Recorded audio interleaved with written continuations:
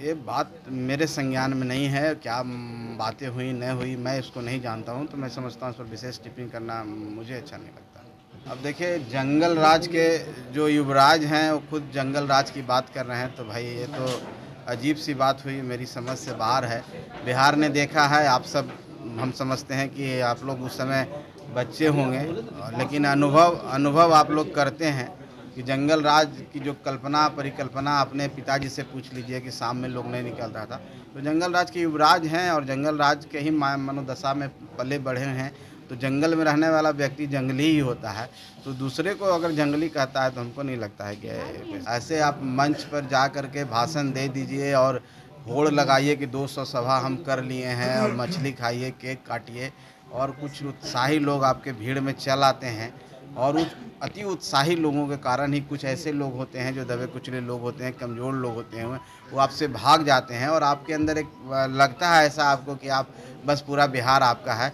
तो हम समझते हैं कि जब यात्रा पर निकलेंगे तो निश्चित तौर पर कुछ सीखने को उनको मिलेगा। मेरी शुभकामना है कुछ सीखें। 2024 लोकसभा चुनाव के दरमियान जो एनडीए में बातचीत हुई है उसको लेकर के अब देखिए पूरे एनडीए घटक दल में जो है बवाल सा मचा हुआ है। एक तरफ उपेंद्र कुशवाहा के साथ जो कमिटमेंट की थी एनडीए ने, अब उस कमिटमेंट से मुकरते हुए नजर आ रही। इसी क्रम में जब बातचीत की गई, हम पार्टी के राष्ट्रीय अध्यक्ष हैं और बिहार सरकार के मंत्री हैं संतोष सुमन, जो एनडीए घटक दल का एक हिस्सा भी, और उनसे जब सवाल किया गया कि उपेंद्र कुशवाहा को क्या एमएलसी का जो बातचीत हुई थी वह मिलना चाहिए, और जिस तरीक़ा से नीतीश कुमार ने अपने उम्मीदवारों के नामों की घोषणा कर दी है, तो उसको लेकर के क्या कुछ कह रहे हैं, सबसे पहले आप वो सुने। लोकसभा चुनाव संपन्न होने के बाद हम लोग की ये पहली बैठक है और इस बैठक में हमारे ज़िला के अध्यक्ष और ज़िला के प्रभारी जो यहाँ से नियुक्त किए गए थे, सभी लोगों को अध्यक्ष जी के द्वारा बुलाया गया है, प्रदेश अध्यक्ष जी के द्वारा। और आज के बैठक में हम लोग सिर्फ इतना ही लोगों से राय ले रहे हैं कि उनका विगत चुनाव जो संपन्न हुआ उसमें उनकी क्या अनुभव रहा उनका पार्टी के स्तर पर और सहयोगियों के स्तर पर, कैसा उनको सहयोग मिला, हम कितना उनको मदद कर पाएँ, कहाँ पर कुछ चीज़ छूट गया है और कहाँ सुधार करने की ज़रूरत है, इस बात की समीक्षा कर रहे हैं। कितने विधानसभा में हम चुनाव जीतने में सफल हुए हैं और कहाँ असफल हुए हैं, इन सारी मुद्दों पर बात कर के जब सारी बात आ रही है तो हम लोग एक कंक्लूज़न पर निकलेंगे।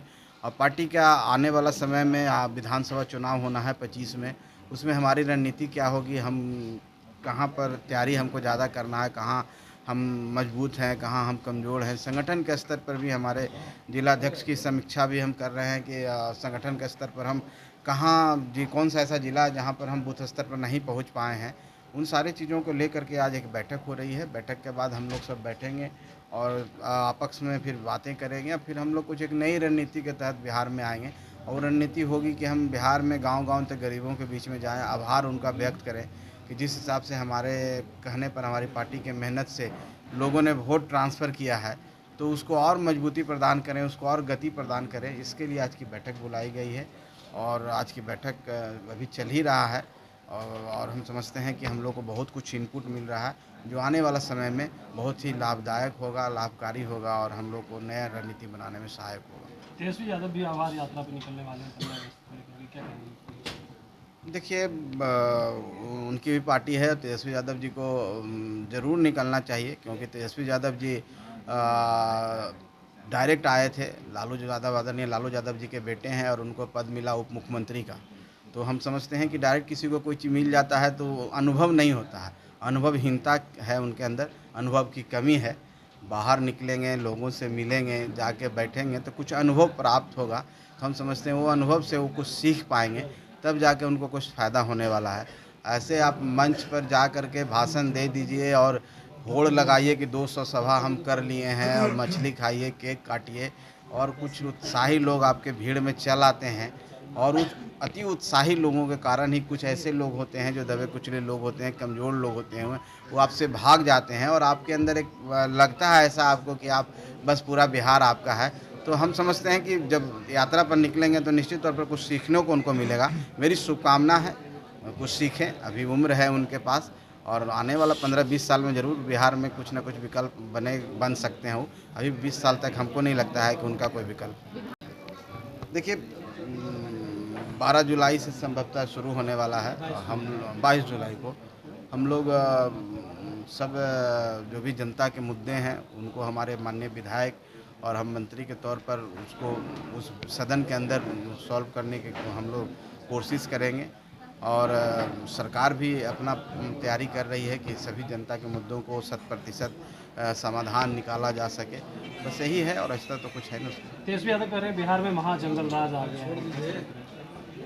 अब देखिए, जंगल राज के जो युवराज हैं वो खुद जंगल राज की बात कर रहे हैं, तो भाई ये तो अजीब सी बात हुई, मेरी समझ से बाहर है। बिहार ने देखा है, आप सब हम समझते हैं कि आप लोग उस समय बच्चे होंगे, लेकिन अनुभव आप लोग करते हैं कि जंगल राज की जो परिकल्पना अपने पिताजी से पूछ लीजिए कि शाम में लोग नहीं निकल रहा था। तो जंगल राज के युवराज हैं और जंगल राज के ही मनोदशा में पले बढ़े हैं। तो जंगल में रहने वाला व्यक्ति जंगली ही होता है, तो दूसरे को अगर जंगली कहता है तो हमको नहीं लगता है कि हो गया। वो हार गए, एमएलसी की बात हुई थी, लेकिन नीतीश कुमार ने तो अपना कैंडिडेट नामों की घोषणा कर दी। देखिए, इसकी जानकारी मुझे नहीं है और ना मैं इस पर टिप्पणी करना चाहता हूँ। ये एनडीए का मामला है और कौन क्या है उनका। क्या लग रहा है, उनको सीट मिलना चाहिए एमएलसी का? अब ये बात मेरे संज्ञान में नहीं है, क्या बातें हुई न हुई मैं इसको नहीं जानता हूँ, तो मैं समझता हूँ इस पर विशेष टिप्पणी करना मुझे अच्छा नहीं लगता। तो आपने सुना, उनका कहना है कि देखिए यह सब चीज़ हमें मालूम नहीं है, क्या बातचीत हुई क्या नहीं हुई है।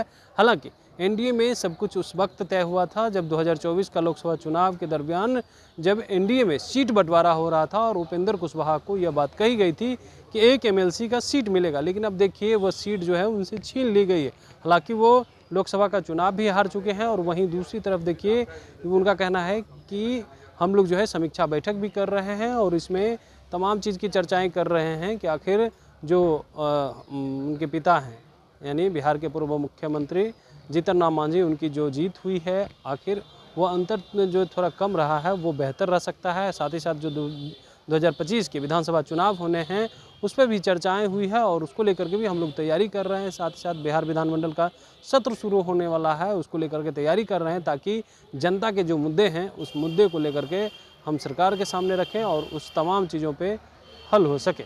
कमलेश कुमार, लाइव बिहार, पटना।